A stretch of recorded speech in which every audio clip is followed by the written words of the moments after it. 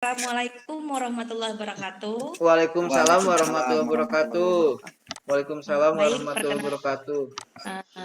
perkenalkan saya di sini Ina Novianti sebagai peserta BIMTEK instruktur pembelajaran pada sekolah PK ya, Bapak dan Ibu semuanya. Selamat sore.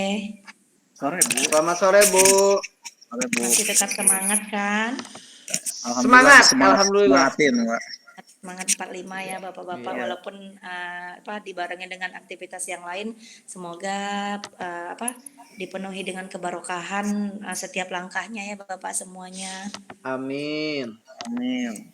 Baik, di sini ada pembahasan materi dari saya, yaitu tentang materinya literasi digital, di mana pembahasan materi di sini mencakup dari pengertian literasi digital, tujuan literasi digital juga ya, kemudian prinsip literasi digital, manfaat literasi digital, tantangan peluang literasi digital, dan nanti ada sesi tanya jawabnya. Nah, untuk mempersingkat waktu, kita langsung masuk ke tujuan literasi digital itu apa sih, Bapak dan Ibu semuanya? Nah, literasi digital di sini itu meningkatkan literasi masyarakat pendidikan dalam penggunaan teknik informasi dan komunikasi atau digital, atau bisa disebut juga dengan media baru yang sehat dan produktif untuk meningkatkan kualitas pendidikan. Nah, kemudian untuk pengertian literasi digital itu sendiri merupakan pengetahuan serta kecakapan pengguna dalam memanfaatkan media digital seperti alat komunikasi, jaringan internet, dan lain sebagainya.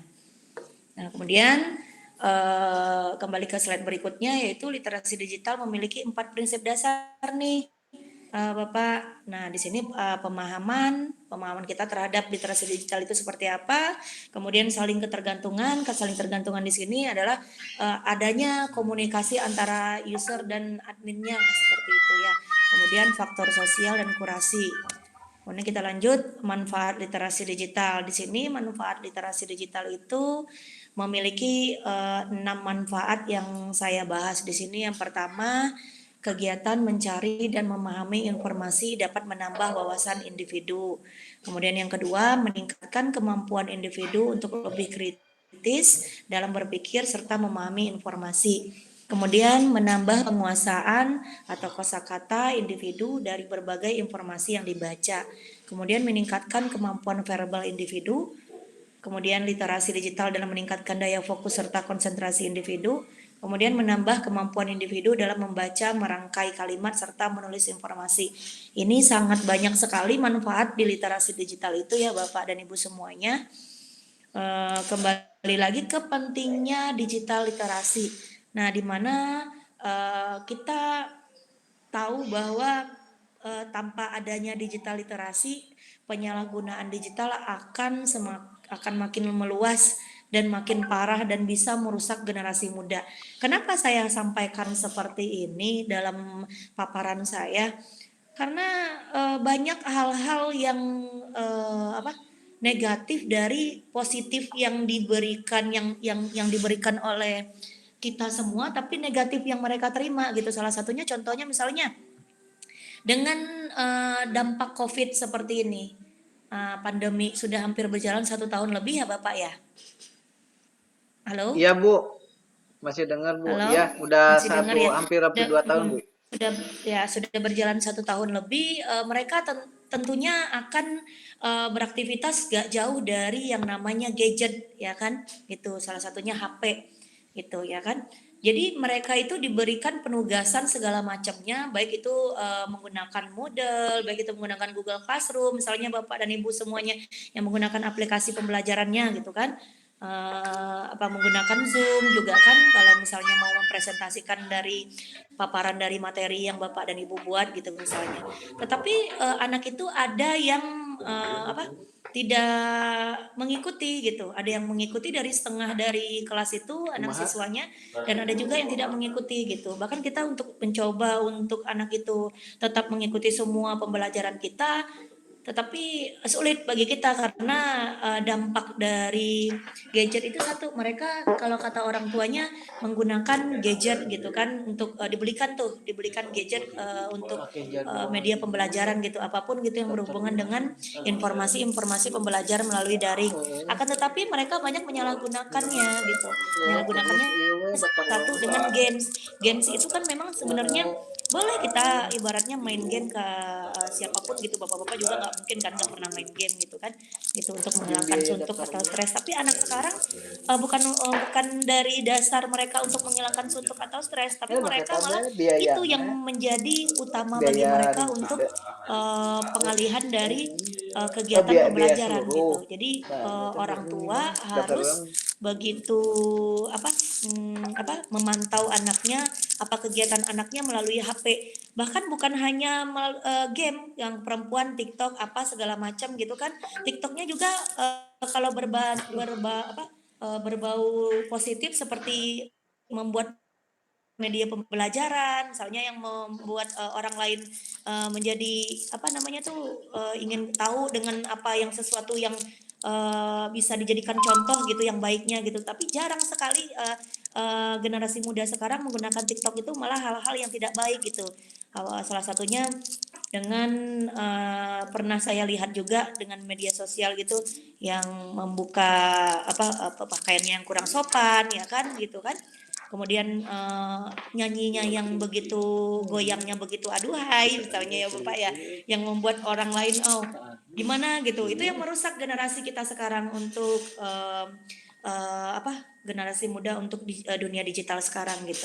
Nah, kemudian digital literasi itu akan dapat mengarahkan orang-orang dalam penggunaan digital baik dan benar dan membutuhkan generasi muda yang cerdas. Ini yang kedua gitu. Jadi sekarang tinggal tergantung pentingnya digital literasi itu yang seperti apa yang dimau dengan kita gitu. Kita sebagai pendidik di sini juga harus bagaimana caranya untuk mendidik anak itu dalam kondisi pandemi seperti ini. Salah satunya mereka dalam jarak jauh PJJ gitu, pembelajaran jarak jauh. Itulah Bapak dan Ibu sekalian. Kemudian positif dan negatif dampak digital literasi itu ada beberapa yang saya paparkan di sini, yaitu salah satunya dari dampak positif. Yang pertamanya itu perkembangan teknologi yang sangat pesat. Semakin berkembangnya layanan dan fasilitas berbasis internet, maka memudahkan masyarakat dalam memperoleh informasi. Ini dampak positifnya, benar nggak Bapak semuanya? Betul Pak, betul Bu. Betul ya Ibu. Siap. Saya ibu-ibu Pak, bukan bapak-bapak. Maaf Bu, udah sore. Oke. Kemudian dampak negatifnya itu pencurian data dan informasi rahasia terhadap suatu perusahaan, organisasi dan negara, meningkatnya pelanggaran privasi seseorang. Nah, meningkatnya penipuan secara digital, pornografi, kekerasan, kekerasan yang ditampilkan untuk konsumsi publik yang seperti yang saya paparkan tadi. Dampak negatifnya di sini juga termasuk Bapak dan Ibu semuanya, pencurian data dan informasi itu kan banyak ya sekarang terjadi yang seperti itu ya dari dunia digital sekarang gitu ya kan. Itu kemudian ada juga yang seperti layaknya hacker lah ya, anak-anak itu sekarang lebih banyak belajarnya dengan hal-hal yang mereka ingin tahunya gitu. Jadi bagaimana sih ngebobol passwordnya ini nih gitu kan. Nah itu banyak anak-anak sekarang yang pengen rasa ingin tahunya itu tapi ke hal yang nanti yang ke negatif gitu.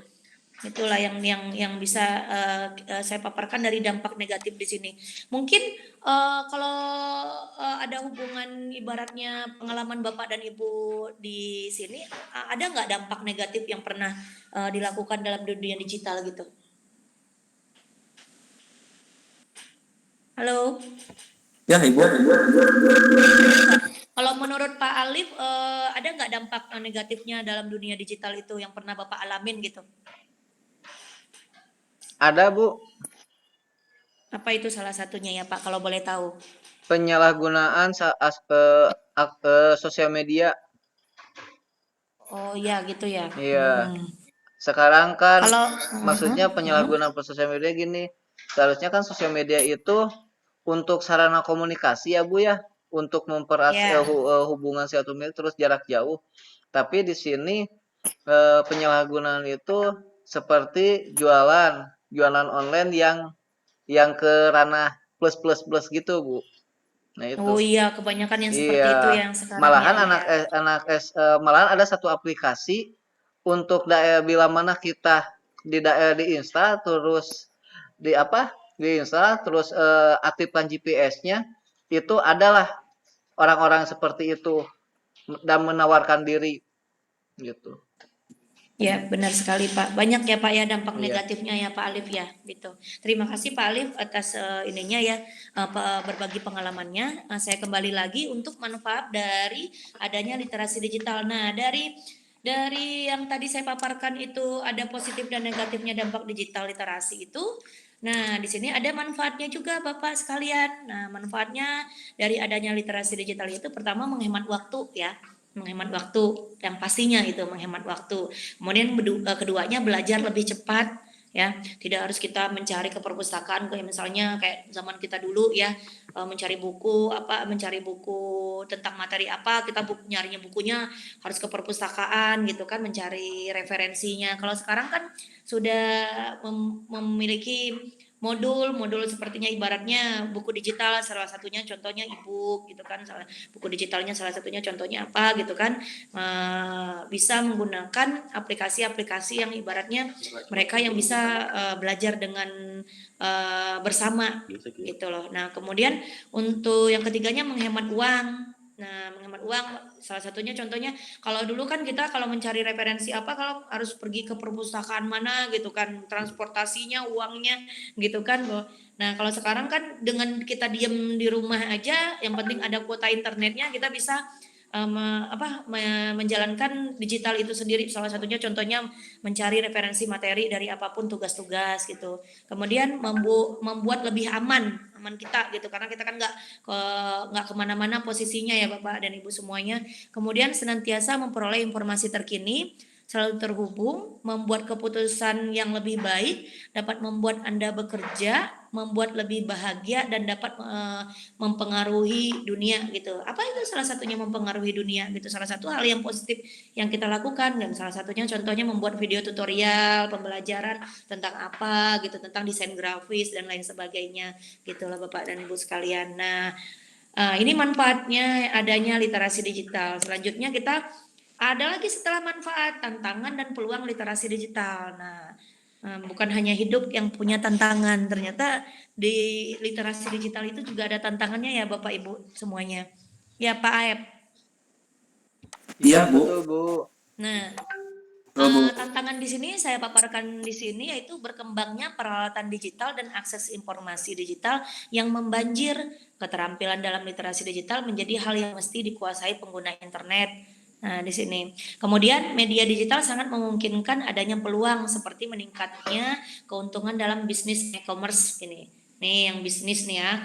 Kalau yang ada memiliki bisnis nih ya kan, lahirnya lapangan pekerjaan baru berbasis media digital dan pengembangan kemampuan literasi tanpa menegasikan teks berbasis cetak. Jadi gitu. Jadi kalau dulu kan orang kan kalau untuk ibaratnya informasi-informasi apapun berbasis cetak gitu diinformasikan di mana gitu kan. Kalau sekarang kan sudah berbasis internet. Jadi orang mau informasi apapun kita tinggal ketik aja keywordnya apa gitu di Google atau di bawah YouTube ya kan. Gitu informasi apa aja itu selain daripada TV misalnya. Nah, ini tantangan dan peluang literasi digital. Kemudian di sini saya paparkan karakteristik media. Ada media lama atau mainstream, ada media baru. Nah, aspek yang pertamanya itu yang wujud ya, wujud di mana media lama itu wujud itu melalui cetak dan elektronik misalnya. Nah ya, kemudian yang media barunya sekarang sudah bersifat digital, maya atau virtual. Nah, target khalayak di aspek yang target khalayak, media lamanya masih massal, ya kan, media barunya individual.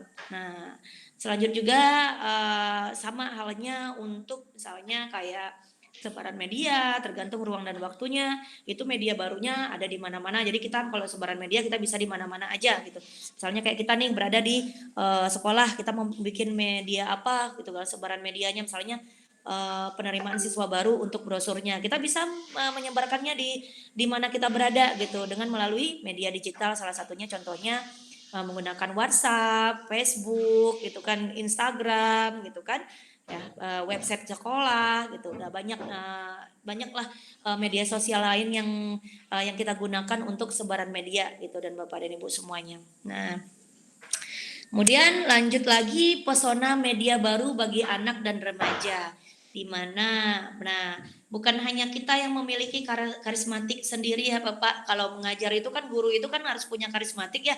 Kalau tidak punya karismatiknya, siswa itu bosen. Benar nggak Pak? Betul banget, Bu. Betul kan? Gitu. Jadi jadikanlah salah satu kita ini sebagai pendidik ini yang memiliki karismatik gitu. Apa karismatiknya gitu? Dengan cara pembawaan kita sendiri gitu. Kita janganlah kayak guru yang dulu. Saya pernah mengalami Pak. Saya sekolah dulu SMK, ya kan, saya juga jurusan SMK akuntansi ya, tapi saya kuliahnya terlempar ke IT, ya kan, gitu.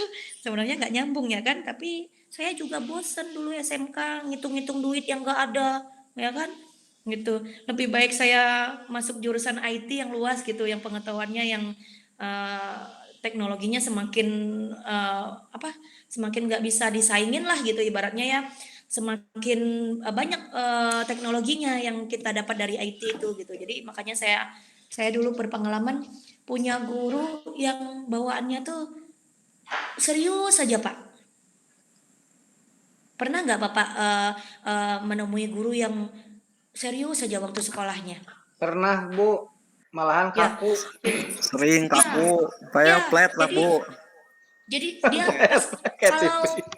jadi jadikanlah kita seorang pendidik itu, misalnya kalau saya nih ya misalnya yang dirindukan gitu loh Pak, yang dirindukan sama siswa. Oh, Bu, misalnya kalau kita nggak masuk ini atau kita ada halangan apa gitu kan, entah kita sakit, entah kita ada kegiatan BIMTEK di luar atau pelatihan di luar gitu kan, ya Bu Ina nggak masuk gitu. Katanya belajarnya tanpa Bu Ina walaupun ada modul misalnya yang saya kasih gitu kan. Tapi mereka selalu merindukan kita gitu kan, ibaratnya jangan sampai oh guru itu nggak masuk loh, kata guru piket misalnya kan, asik merdeka, kata kata anak murid semuanya kan. Jadi jangan sampai menjadi seorang pendidik itu yang tidak dirindukan oleh siswanya, jadi disenangin ketika tidak masuknya gitu. Nah itu yang jadi bahan pertanyaan kita semua gitu, ada apa gitu.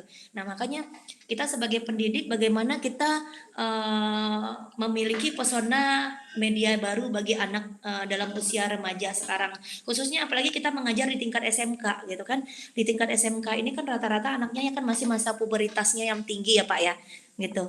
Jadi masa puberitasnya yang tinggi, yang rasa ingin tahunya pengen tahu banget gitu, apapun rasa ingin tahu mereka gitu kan, gitu sangat tinggi, pengen rasa ingin tahunya gitu. Jadi memiliki pesona media baru bagi anak dan remaja itu sangat penting bagi kita gitu. Salah satunya contohnya kita sebagai pendidiknya gitu. Jangan hanya medianya saja yang kita bagus gitu. Oke, media bagus tapi karismatik kita tidak ada gitu. Itu yang sangat dirugikan sekarang oleh pendidik sekarang itu. Dia membuat media yang bagus, pintar, oke gitu. Tapi kalau untuk karismatiknya membuat kita berbaur ke anak itu kurang gitu. Itu yang sangat kita sayangkan, karena sekarang itu anak-anak itu pendekatan sosialnya harus benar-benar ekstra gitu. Kenapa saya sampaikan seperti ini? Dalam pembelajaran media digital itu Bapak mungkin mengalami hal yang sama mungkin seperti saya. Sulit mengajarkan anak dalam media pembelajaran digital gitu. Kalau yang untuk ber berbau dengan positifnya. Salah satunya contohnya misalnya kita membuat blog, ya kan ya Pak ya, pernah ya Pak membuat blog. Salah satu contohnya dari segi yang yang segi yang mudah gitu. Mereka untuk supaya nanti mereka pakai di dunia kerja, Office saja gitu. Bahkan anak itu ada yang nggak tahu tuh Office, benar nggak Pak? Betul, Bu. Malahan tidak Nah, bisa menyalakan komputer. Ya, nah itu yang sangat kita sayangkan. Mengapa gitu? Bahkan kadang saya menjadi bahan pertanyaan, kenapa simulasi dan komunikasi digital Bahkan yang nggak bisa diampu gunain oleh mouse, kita Pak. mata pelajarannya, Boga beta konsep. yang kita ampu pelajarannya gitu diajarkan oleh diajarkan ke semua jurusan. Nah, itu pentingnya gitu. Itu pentingnya mempelajari Siskomdik itu gitu. Kenapa saya di sini memaparkan tentang pembelajaran Siskomdik karena berpengaruh juga dengan literasi digital kita kan Bapak gitu. Ya kan? Gitu. Nah, yang pertamanya itu informasinya beragam. Kedua, mampu memenuhi rasa ingin tahu mereka, menyajikan banyak data dalam berbagai kemasan yang menarik. Misalnya kan kita banyak menyajikan data dalam berbagai kemasan menarik. Kalau hanya menonton aja mereka itu menonton aja kita memberikan materinya, mereka akan boring gitu, mereka akan jenuh gitu. Nah, jadi bagaimana caranya kita membuat media pembelajaran itu dengan mensimulasikannya dengan semenarik mungkin gitu. Kayak salah satunya contohnya membuat salah satu animasi apa gitu ya kan. Kemudian menyajikan tautan informasi yang jelas ya Bapak. Kemudian mudah diakses, tersedia setiap saat dan tidak ada batas ruang dan waktu. Nah, ini untuk pesona media baru ya bagi anak dan remaja gitu. Kemudian di literasi digital. Nah, di sini saya paparkan lagi. Bukan kampanye untuk melihat sisi negatif dari media baru. Bukan sikap yang menafikan segi positif media baru. Bukan upaya persuasi agar masyarakat menjauhi media baru.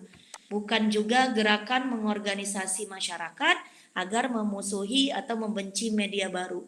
Dan bukan juga gerakan untuk melakukan boikot terhadap media baru, melainkan upaya sadar untuk membantu individu semakin selektif dalam mengakses media baru, bisa menganalisis, kritis terhadap isinya, mampu mengevaluasi, memiliki kesanggupan merespon, dan mampu mengoptimalkan pemanfaatan informasi yang diperoleh dari media baru untuk hal-hal produktif bagi kehidupannya. Nah, ini yang sangat penting bagi literasi digital itu, Bapak dan Ibu gitu. Ya kan? Kemudian kita lanjut ke tujuan peningkatan literasi digital bagi pendidik. Di sini meningkatkan pengetahuan mengenai media sumber informasi yang berkualitas, meningkatkan kemampuan agar dapat membedakan antara realitas media baru dengan realitas sosial, kemudian meningkatkan kemampuan untuk bersikap kritis terhadap media baru dan atau sumber-sumber informasi, meningkatkan kemampuan pendampingan bagi anak didik dalam penggunaan media baru untuk peningkatan kualitas pembelajaran, kemudian meningkatkan kemampuan pendidik dalam memanfaatkan media baru untuk kualitas pendidikan yang lebih baik. Nah, di sini ada pertanyaan dari saya juga sebelum Bapak bertanya kepada saya. Apa pentingnya literasi, teknik informasi dan komunikasi atau media baru itu? Pak Aib bisa nggak memaparkan sedikit apa pentingnya literasi TIK atau media baru, Pak?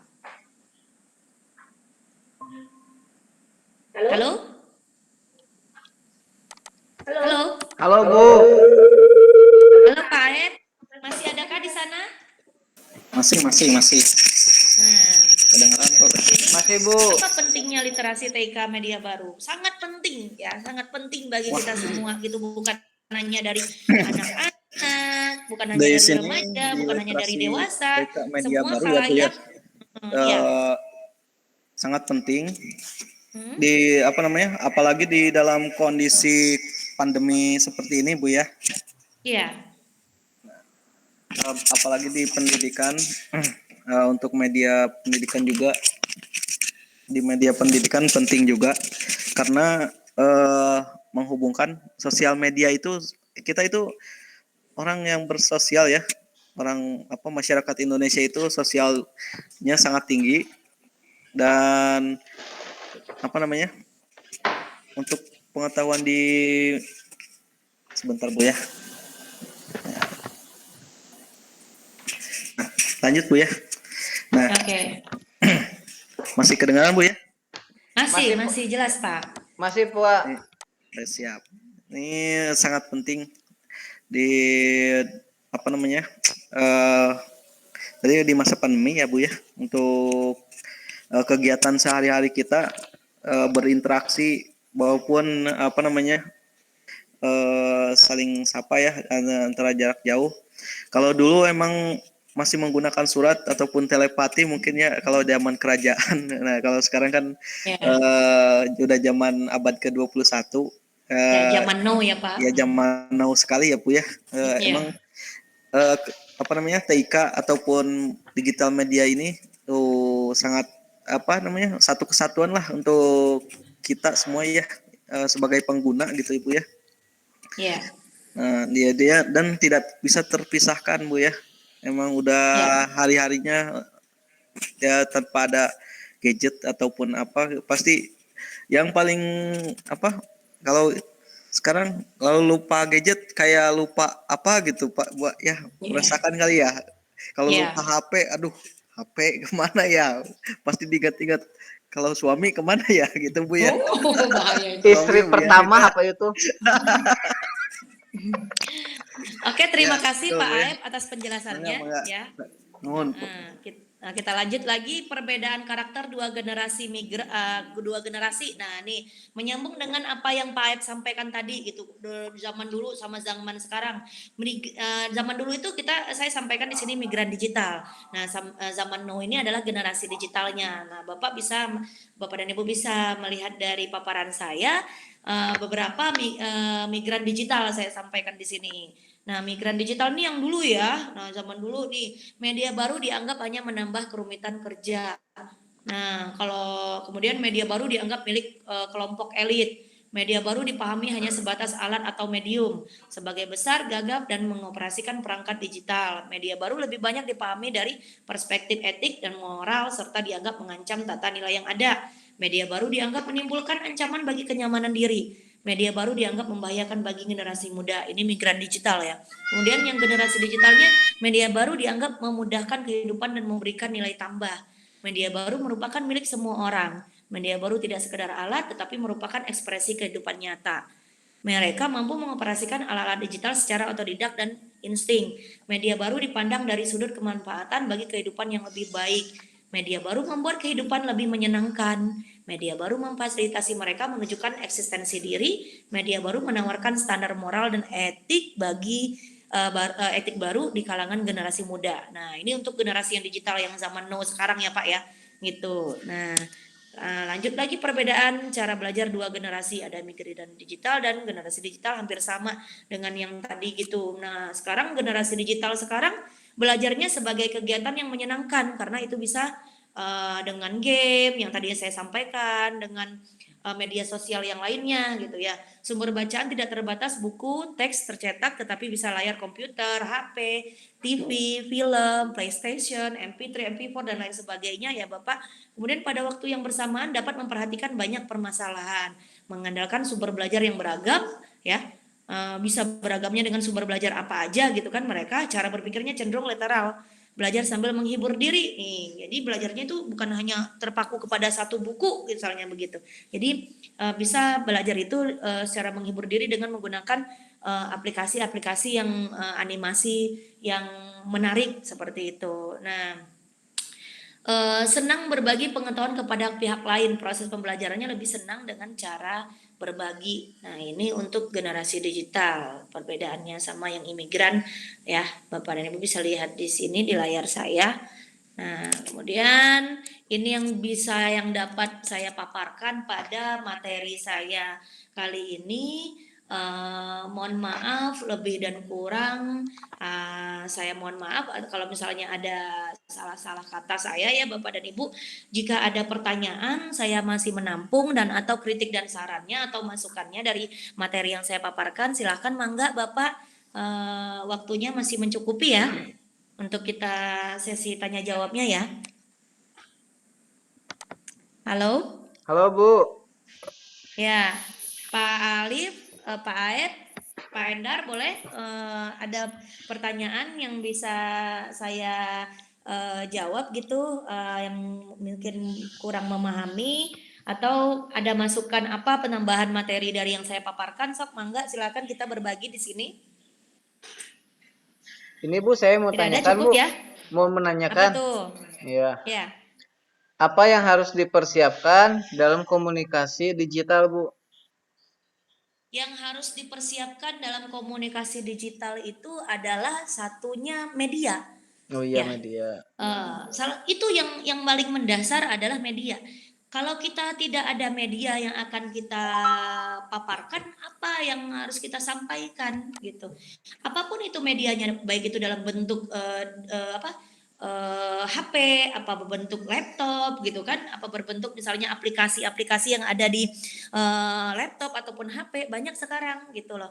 Nah, itu yang harus kita siapkan salah satunya, Pak. Sama satu lagi penguasaan materinya dari baik itu dari anak didik kita juga apa dari kita sebagai pendidik juga itu yang sangat penting sih yang harus kita persiapkan untuk apa tadi kita persiapkan untuk yang Komunikasi digital digital. ini gitu untuk mempersiapkannya gitu. Itu sih Pak dari saya. Ya Bu, makasih Bu, cukup Bu. Oke, terima kasih Pak. Ada yang lain atau mungkin sudah memahami? Sudah ya? Sepertinya udah Bu, udah paham Bu. Sepertinya udah ya. Kita Iya. waktunya juga durasinya juga sudah habis. Kita juga mau sholat berjamaah. Baik, terima kasih Bapak semuanya atas waktu yang diberikan kepada saya untuk memaparkan materi saya pada hari ini, pada kali ini. Lebih dan kurangnya saya mohon maaf. Akhirul kalam, wabillahi taufiq wal hidayah. Wassalamualaikum warahmatullahi wabarakatuh. Waalaikumsalam warahmatullahi wabarakatuh.